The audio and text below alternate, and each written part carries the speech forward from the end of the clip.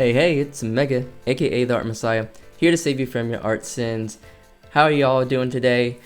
We are going to be jumping into a new topic, which is how to draw the human body from a worm's eye view. And last week we discussed on how to draw the human body from a bird's eye view. So we're kind of switching it up here. We're getting low down to the ground, and yeah, hopefully you guys like this one. So let's go ahead and hop right into it. Alright, so let's go ahead and get started with today's lesson.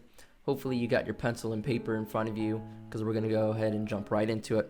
So I just want to go ahead and explain this worm's eye perspective. With worm's eye perspective, that means our eye level is really close to the ground, which means our horizon line is really close to the bottom of the page, right?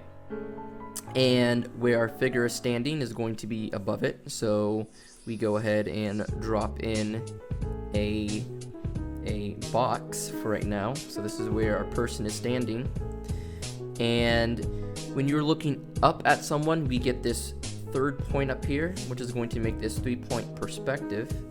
And so basically those vertical lines now become slanted lines. So no more vertical lines straight up and down. We now get these sloping lines for our figure, because our figure is receding to that third vanishing point. Now, with 3-point perspective, you typically have another vanishing point out here to our left and into our right.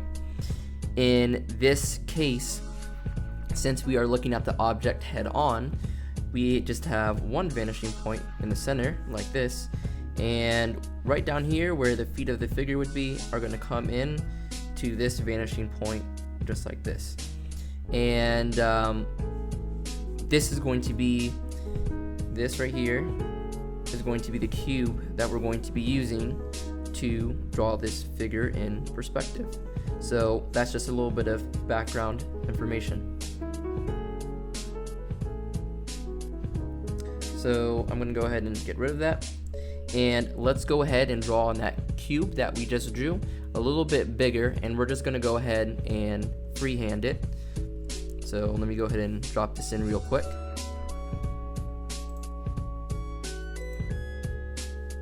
Alright, so I just went ahead and dropped in my free-handed cube, and just like in the previous videos, now we're going to go through and we are going to start dividing this cube into all of these sections. So again, you draw a big X from corner to corner. They do not have to be perfect, okay, but where they intersect is where our halfway point is going to be. And remember, we need 8 intersections because we are drawing a figure that is 8 heads tall. So let me go ahead and drop in the rest of the divisions. So I just quickly threw down the rest of the divisions, and now that we have that, we can go ahead and start building this figure within this cube that we've constructed. So at this top line right up here, this is going to represent where the head is going to sit. And what I like to do is kind of just think of this as a cube sitting up here, right? And then you kind of just round off those corners like so. And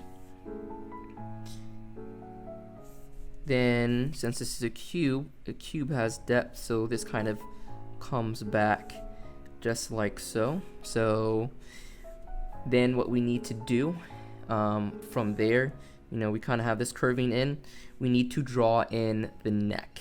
And I'm just gonna draw it down slightly like this.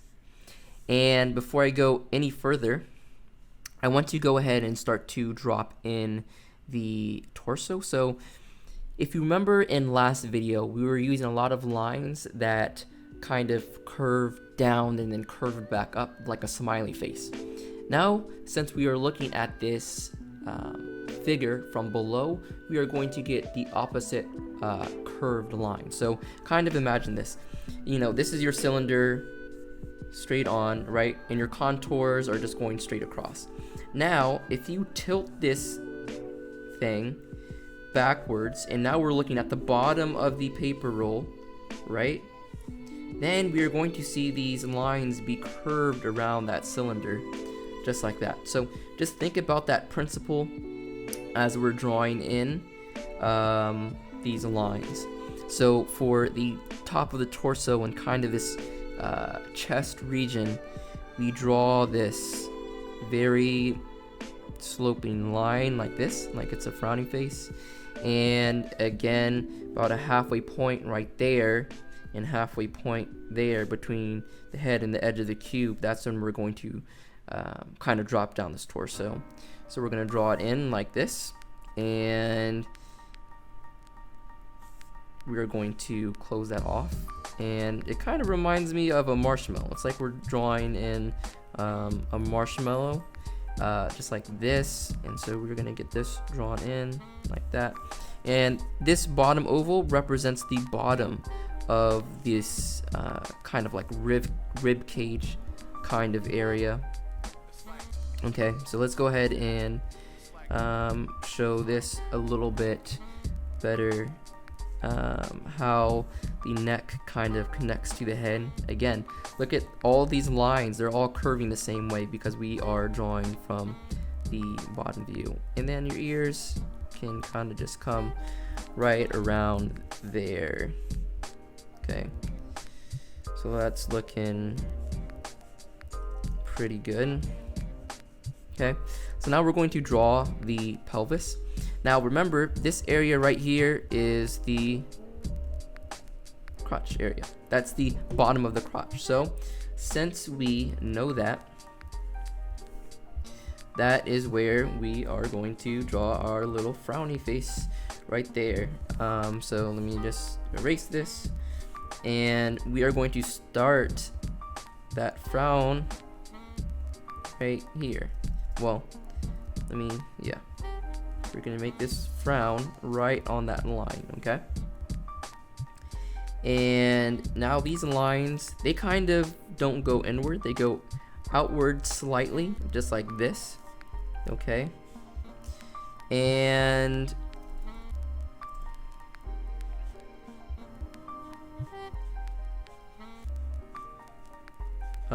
actually I kind of misspoke there.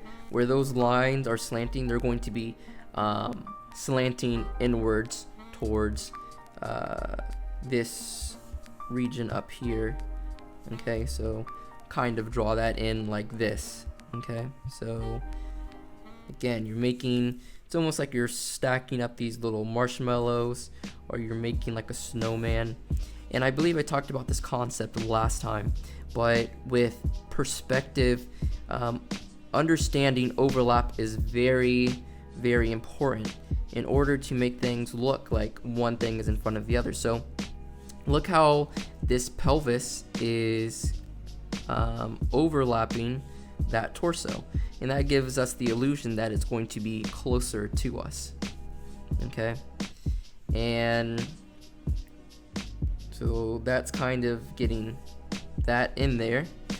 And now we're at the point where we can start to draw on the legs, and this halfway point represents where the knees are going to go. So I'm just going to draw in light circles so I know where to stop at when it comes to the thighs and then going into the calves.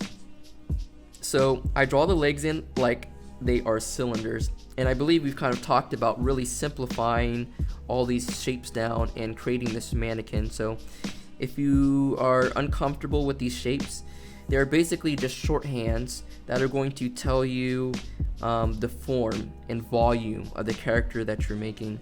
So again, when I was drawing that paper towel roll, we're kind of keeping that concept in mind and thinking this as that paper roll, and all these lines are curving around the figure just like that. Okay, so there you go. There is the thigh on this side, and let me go ahead and drop in the other one. Alright, And let's go ahead and now move into the lower section of the leg. And again, we're using the same exact concept of this overlap and these frowny face lines. And this calf is going to go all the way down to the edge of this cube right here, and so that's where we're going to stop the calf. And I believe I've said this in other videos, but I like to think of this shape as like a bowling pin, and so I kind of use that shape, but in all I'm still thinking about this as a cylinder, right? And so it's gonna have these curved lines as well, and we just do the same thing to the other side.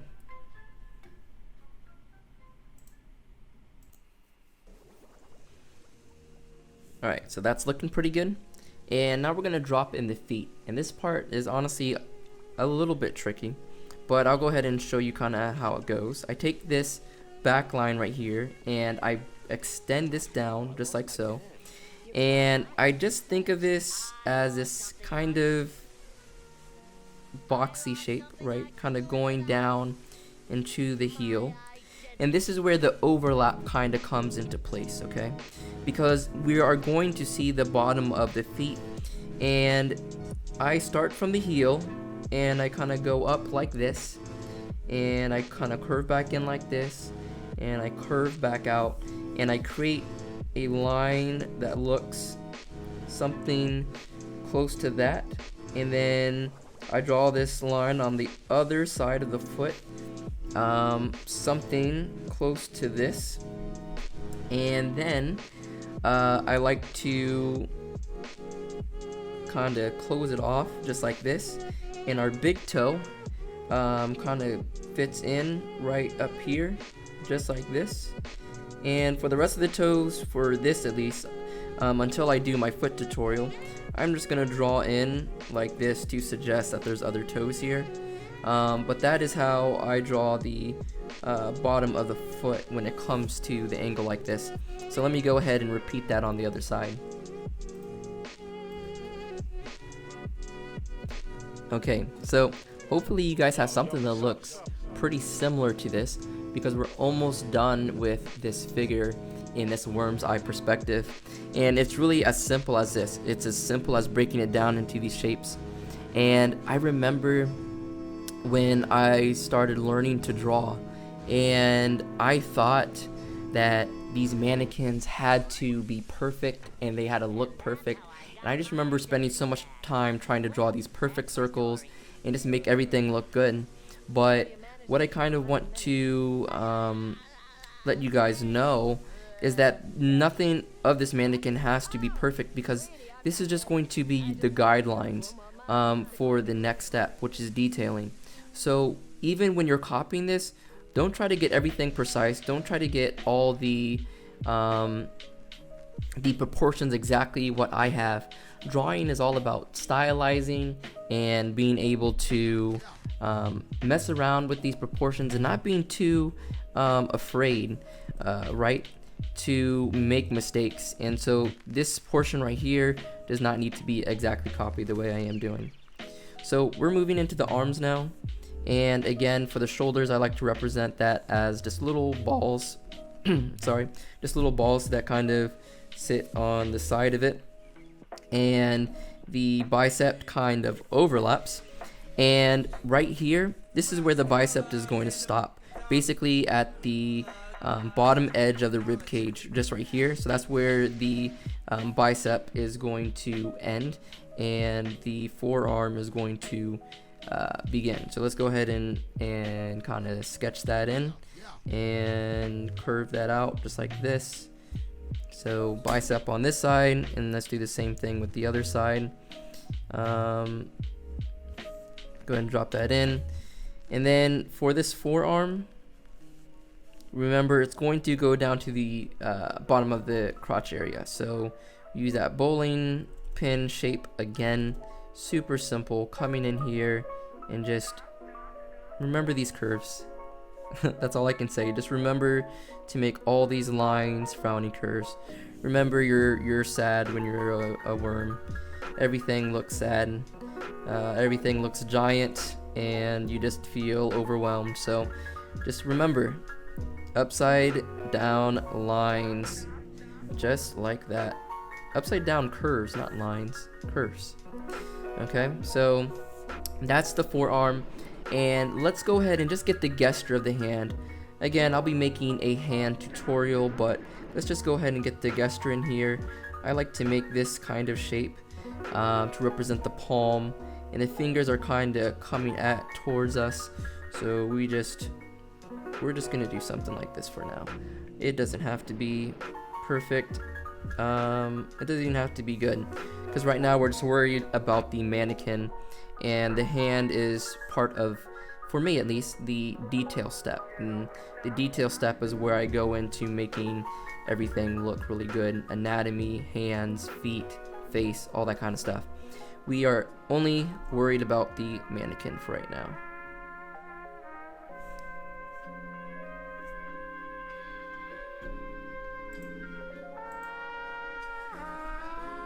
Alright, so with that pretty much wraps up building the mannequin, so we can go ahead and get rid of those red lines in the background, and this is what we're left with.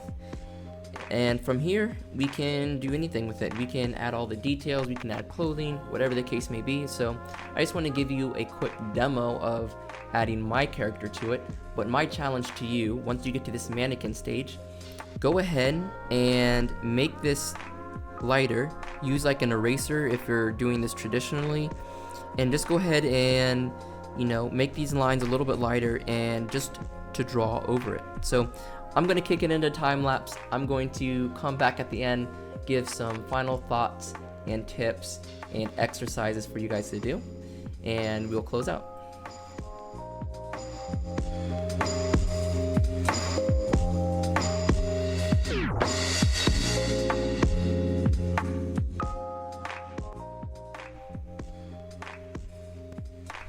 So I hope you guys enjoyed that quick little demo of me detailing my character Torin from my story Ignition. And I just wanted to point out that throughout that process, I was really focusing on allowing those clothes and those folds to follow the form of the body, and also to match, again, those upside down curves of the perspective that we have. And I'll get more into that in terms of clothing when we get to those lessons. But I just wanted to go ahead and point out that when you guys are now adding those details onto your character, and you're bringing your character to life, to kind of make note of that. So with that being said, I want to go ahead and jump into this next section, which is going to be about doing exercises. Okay, so this was just to learn the basics of this perspective, but in order to fully grasp what it is that we are working on, we need to draw this at different angles, right, with different poses, so that we can really start to implement this perspective into our drawing style and our visual memory. So let's go ahead and clear the page. And if you guys have a cell phone, or you're on your computer, I want you to go to Google or whatever search engine that you use, and I want you guys to type in Magic Poser. So this is basically a website in which you can create a 3D model. Well, actually they already have the 3D models, but you can position and you can rotate the limbs, and you can pretty much create a figure in 3D and take a screen grab of it. So this is a screen grab that I took from my screen.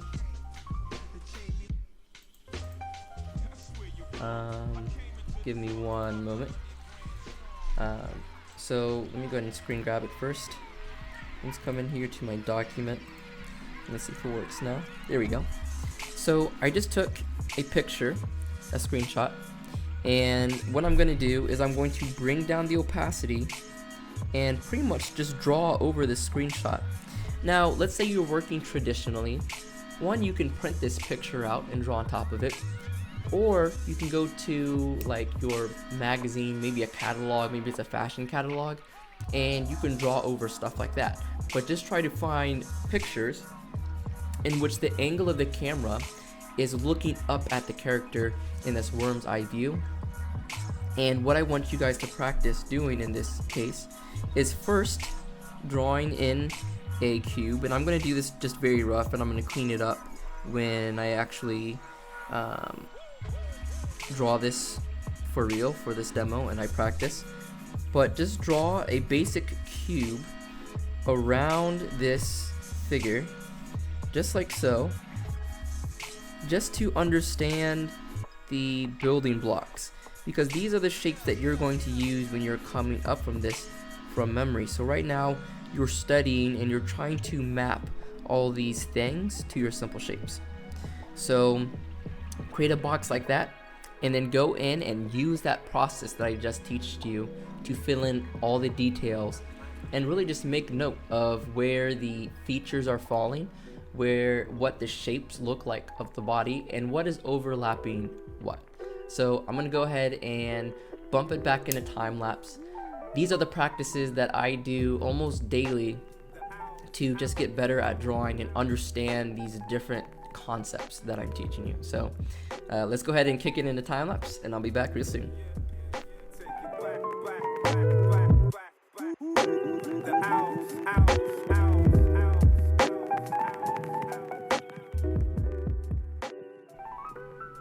Alright guys, so that's it for the exercises. Hopefully you got to see just a little bit about my process behind that, and basically you're just having fun with it. It isn't quite tracing, because you're really just trying to figure out the forms that the body is made out of and how things are twisting and just how things look like in perspective, because just remember that this mannequin that we're building is going to be the basis and the building block for, you know, the rest of our drawings.